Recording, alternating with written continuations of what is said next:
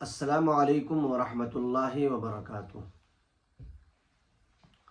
عزیزان گرامی، کتاب کے اندر ایک مسئلہ پڑھا اور بڑا ہی اہم مسئلہ ہے،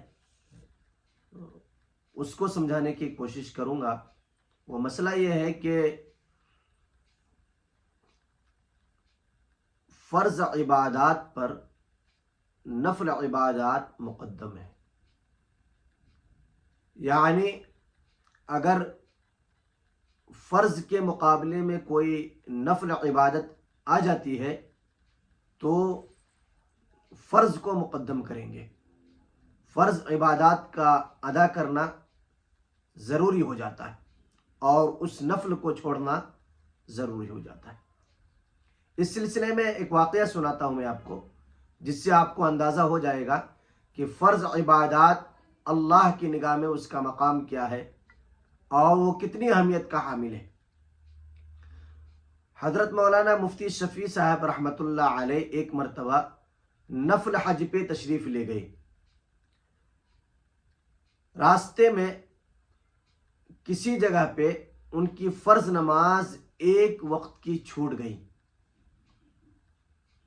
حضرت مولانا مفتی شفیع صاحب رحمۃ اللہ علیہ نفل حج پہ تشریف لے جا رہے تھے، ایک وقت کی نماز فرض نماز چھوڑ گئی تو حضرت مفتی شفیع صاحب رحمۃ اللہ علیہ وہیں سے واپس ہو گئے، حج پہ نہیں گئے، گھر واپس ہو گئے۔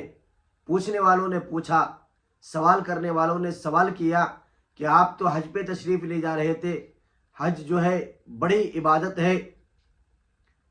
تو حضرت مفتی شفیع صاحب رحمۃ اللہ علیہ نے فرمایا تھا کہ میں نفلی حج کرنے کے لیے جا رہا تھا اور راستے میں میری فرض نماز چھوٹ گئی، نفل کی وجہ سے فرض چھوٹ گئی، لہذا اس نفل کو ادا کرنا ضروری نہیں ہے، فرض کو ادا کرنا ضروری ہے۔ اس واقعے سے پتہ چلا کہ ہمیں فرض کا کتنا اہتمام کرنا چاہیے۔ آج بھی بہت سارے لوگ حج پہ عمرہ پہ جاتے ہیں،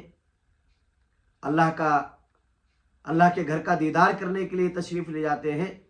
وہ بھی ذرا سوچیں کہ کیا وہ اس کا نمازوں کا اہتمام کرتے ہیں؟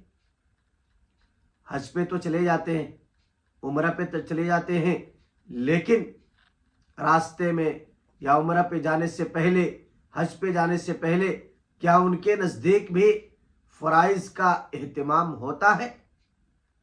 اگر ہوتا ہے تو شکر ادا کرے، اور اگر نہیں ہوتا ہے تو یقین جانے آپ جس مقدس مقام پہ تشریف لے جا رہے ہیں، فرائض کو اگر چھوڑ کر کے جا رہے تو یہ بہت بڑی حماقت ہے اور بہت بڑی بھول ہے، اللہ کی پکڑ میں آ سکتے ہیں۔